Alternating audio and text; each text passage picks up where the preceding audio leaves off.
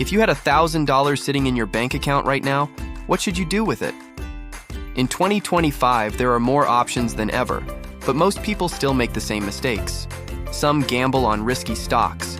Others let the money sit in a checking account earning almost nothing. In this video, I'll walk you through 5 smart and realistic ways to invest that first $1,000. These are beginner-friendly, practical, and you can start today without any complicated steps. I'll also share a simple bonus plan that combines all 5 into one balanced strategy. So let's dive right in. Number 1, build a safety cushion. Before you even think about investing in the market, ask yourself one question. Do you have at least 1 month of living expenses saved? Living expenses means the basics you need to survive: rent or mortgage, utilities, groceries, transportation, and minimum debt payments. Add those numbers together, and that's your monthly baseline. If the answer is no, your $1,000 is better spent on peace of mind. If you do want to invest, the best place to start is a high-yield savings account. In 2025, many online banks are offering between 4 and 5% interest. That means $1,000 could earn around $40 to $50 per year, risk-free. It might not sound exciting, but the real payoff is stability. Imagine losing your job or having to pay a sudden medical bill. Without a cushion, you might reach for a credit card charging 20% interest. That debt can spiral quickly and destroy any stock market gains you hope to make. By putting your first $1,000 into savings, you're buying security. Think of it as an insurance policy against future stress. Number 2, start with an index fund. Once you've built a small cushion, the smartest next step is to buy a broad index fund. Index funds are simple. They track the entire market, such as the S&P 500. Instead of guessing which stock will win, you own a small slice of every major company. History shows why this works.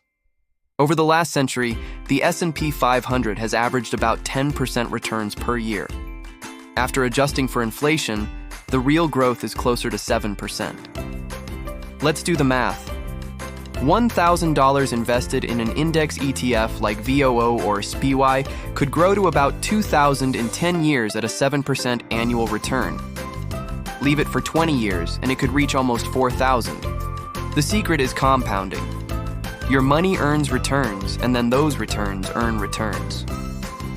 The beauty of index funds is that you don't need to watch the market every day. You're not gambling. You're following the proven growth of the entire economy. For a beginner, this is the safest way to step into investing without stress. Number 3, consider a dividend stock or a REIT. Some people prefer to see cash flow right away. That's where dividends come in. A dividend stock pays you money just for holding it. Let's say you buy $1,000 worth of shares in a company with a 4% dividend yield. You'll collect $40 per year, usually paid in 4 quarterly checks of $10 each. Real estate investment trusts, or REITs, work in a similar way. They own properties and pass rental income back to shareholders. For example, a REIT that focuses on apartment buildings might pay out a steady dividend of 3 to 6%. The upside of dividends is psychological. You can see money coming in without selling your investment. The downside is risk. Companies can cut dividends, and REITs can lose value when real estate markets shift. Dividends should be part of your portfolio, not the whole thing. Number 4, use a robo-advisor or investing app. If all of this sounds overwhelming, don't worry. Technology can do the work for you. Apps like Acorns, Betterment, and M1 Finance allow beginners to invest automatically. You answer a few questions about your goals, and the app builds a portfolio for you. It rebalances when markets move and reinvests dividends without you lifting a finger. Most robo-advisors charge a small fee, usually around 0.25% per year. On $1,000, that's only $2.50 annually. Think of it as paying for peace of mind.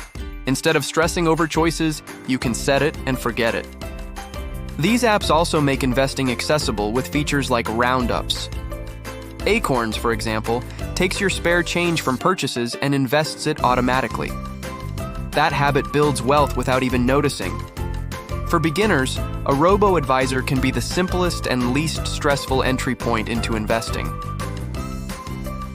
Number 5, Invest in yourself. Not every investment has to be in the market. Sometimes the best returns come from improving your skills and opportunities. Spending $1,000 on yourself can multiply far beyond what any stock market could do. For example, you could enroll in a digital marketing course. If that helps you land freelance work earning even $200 a month, you've doubled your money in 5 months. Or you could buy equipment to launch a photography side hustle. That camera might bring in thousands in extra income over the years. Another option is certifications. A coding course, project management training, or a financial planning license can increase your salary potential by thousands per year. In that case, your $1,000 investment pays dividends for decades. Personal growth is often overlooked, but it's one of the most powerful investments you can make. The stock market might double your money in 10 years. A skill can double it in 1. Here's a bonus option. Split the difference. You don't have to choose just one of these paths. A smart strategy is to split your $1,000 across them. Here's a simple allocation. $300 into a high-yield savings account for emergencies, $500 into an index ETF for long-term growth, $100 into a dividend stock or REIT for income, $100 into a robo-advisor to learn the process, and the final $100 invested in yourself, whether it's a course, a book, or a new tool. This way you cover safety, growth, income, automation, and personal development all at once. You spread your risk and give yourself a chance to learn from multiple approaches. Here are some practical tips for beginners. Whatever path you choose, there are a few simple rules to follow. First, keep fees low. Don't pay more than you have to. Low-cost ETFs and robo-advisors usually beat expensive funds in the long run. Second, stay consistent. Investing $1,000 once is good, but building a habit is better. Try to add $50 or $100 each month. Over time, small deposits grow into large balances. Third, avoid speculation. Don't put your first $1,000 into meme stocks or the latest crypto token. Chasing quick wins usually ends in losses. Stick with proven strategies while you're learning. Fourth, reinvest dividends. If you earn $40 in dividends, put it back into your investment instead of spending it. That's how compounding works fastest. And finally, be patient. Real wealth grows slowly. The biggest mistake beginners make is pulling money out too soon. If you can leave your investments untouched for 5 to 10 years, you'll see results that feel impossible in the short term. So here's the bigger picture. Your first $1,000 isn't just about the money, it's about building habits. Once you know how to save, invest, and manage risk with a small amount, you can scale it up. The same principles apply whether you're investing $1,000 or $100,000. Think of this first step as training. You're learning how to set goals, how to stay disciplined, and how to let money work for you.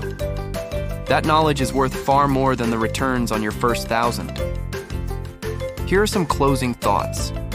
The way you invest your first $1,000 sets the tone for everything that follows. Start safe, keep it simple, and focus on building good habits. Over time, those habits will matter more than the exact investment you choose. Which of these 5 options would you choose right now? Share your answer in the comments. If you found this video helpful, hit like and subscribe to Wealthcraft for more practical money-making tips and strategies. Check the description for links to tools and resources you can use to get started today. And if you're looking for realistic ways to earn that first $1,000, watch my video on the best side hustles for 2025. See you in the next video.